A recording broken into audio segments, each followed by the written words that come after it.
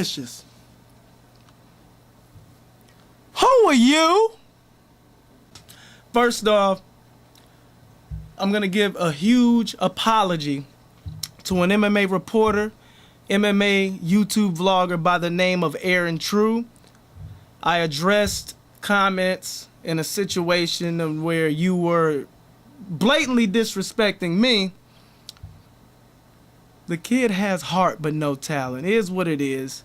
I guess you're allowed to say whatever you want to say whenever your credentials are ESPN. I didn't know that you were going to be so emo about it. I'm so excited! I'm so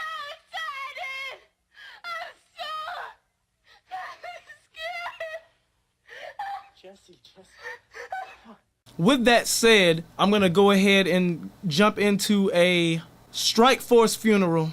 As you all know, Strikeforce, the last event is January 12th, this Saturday. Nate Marquardt versus Tariq Saffiedine. I'm going to go down the whole card. First off, you know what? I'm going to tell you what I think of Strikeforce. Strikeforce in itself, I looked at it as a great company. You know, the big one is the Ultimate Fighting Championship. However, Strikeforce came upon MMA fans in the MMA world as a second string top talent company. A lot of people that weren't in tune to the very early beginnings of like people like Nick Diaz, truthfully even Gegard Mousasi, Gilbert Melendez, Alistair Overeem, the list goes on. A lot of people, that was their introduction to the superstars that are on their way up to superstardom right now. So Strikeforce will definitely be missed. It won't be a situation like Pride. Pride was the last company in the business to where it was geared towards the sport of mixed martial arts. It was the last organization to where, okay, like we have superstars, but at the same time they weren't putting up with bullshit. They weren't pulling up, damn nigga. They weren't putting up with bullshit, lazy, lay and pray bullshit fights. They used to fucking take away percentages of purses. Strikeforce will not be missed the way Pride was missed. However, like I said, we see a lot of MMA fighters that are getting a cult following, and your average MMA, even new MMA fan, know about these fighters on the way up.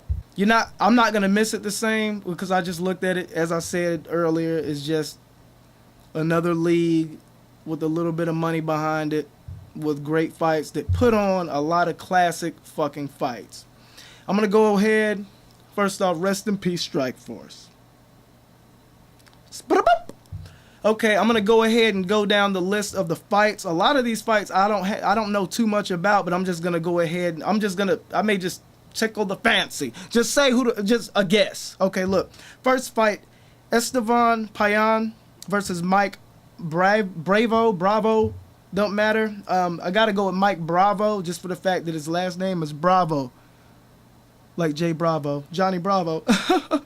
Jorge Gurgel versus Adriano Martins.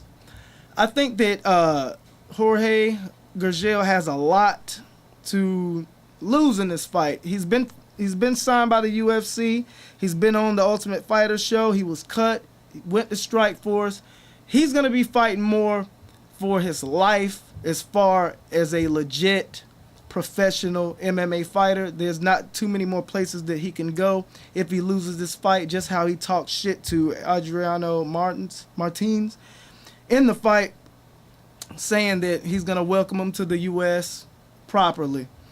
Next fight, KJ Noons versus Ryan Couture, which is truthfully a good fight. They almost have the exact same build as far as stature. If it stays a standing fight, KJ Noons wins the fight hands down. However, if Ryan Gracie can clinch with KJ KJ Noons, it could be a fucked up day, maybe in the later rounds, to where it can maybe wear him out the first, second round, and maybe even finish him on the ground, third round. But for what it is, KJ Noons, I'm seeing him pretty much outlasting Ryan Couture, beating him up standing. Tim Kennedy versus Trevor Smith, not an important fight at all to me. I'm going to pick Tim Kennedy, but in a way, I'm not sure about Tim Kennedy because there's not too much. There's only room for one Brian Stann in the UFC. Roger Gracie versus Anthony Smith. Not sure about Anthony Smith. Don't even know if he even exists. But I'm gonna go ahead and go with the Gracies because that's how I roll. Pat Bam Bam Healy versus Kurt Holloway. Pat Healy, not a fan of you.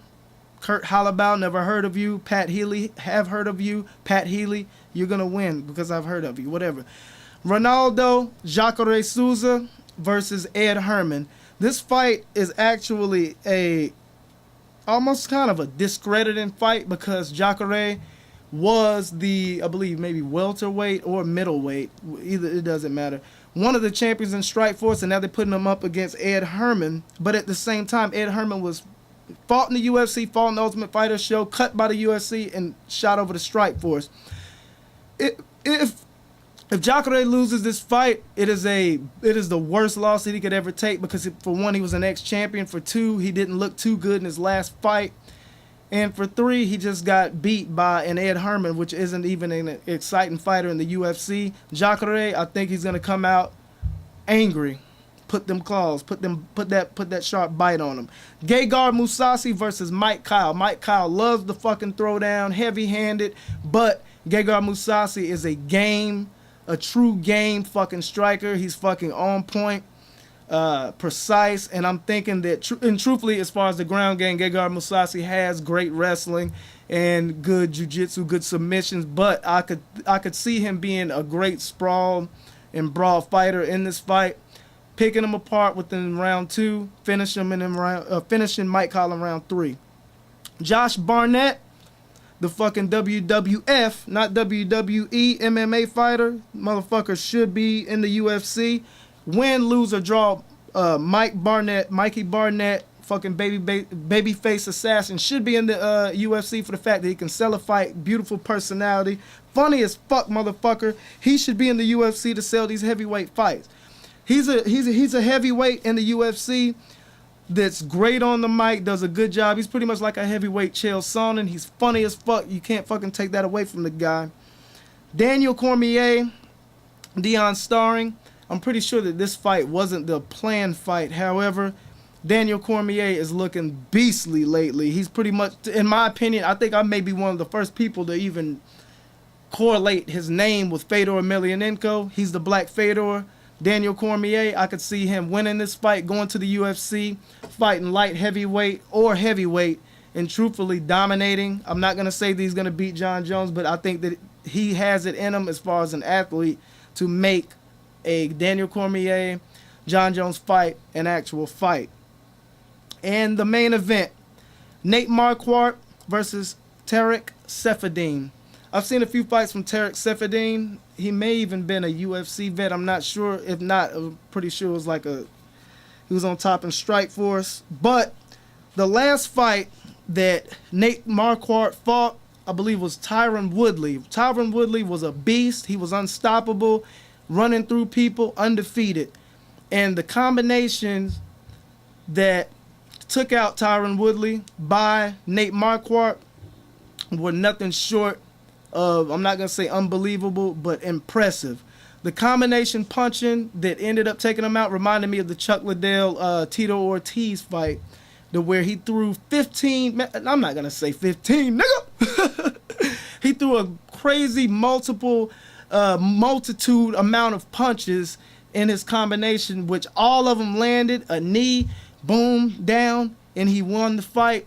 Nate Marquardt looked like a different fighter in that fight. He looked like he wasn't slowed down. He didn't pump his brakes at all. He was straight in for the fucking kill, and I'm thinking that Nate Marquardt is in for the kill. against Tarek Seferdin, get his UFC contract, and be truthfully a top 3 to 4 170-pound fighter. One thing that's funny, even with that, he said on an interview that he will fight you, George St. Pierre. Even though you guys train together, Nathan Marquardt said that he will fight you at 170 pounds, which says a lot for Nate Marquardt's character, him as a fighter. He's not fucking picking favorites as far, oh, I trained with him. He's a fucking fighter, and he will fight his fucking training partner in order to get what he wants for himself and his family. Shout out Nate Marquardt. You're going to win this fight. Huge fan of you. Always been a huge fan of you. Beer drink shouty. Aaron True, like I said, I'm sorry for calling your bluff, for addressing the comment in which you put about me saying that I have heart but no talent, you cornball motherfucker. I'm so excited. I'm so excited. I'm so bullied. Nigga, Aaron True said that I bullied him. Sorry is what it is.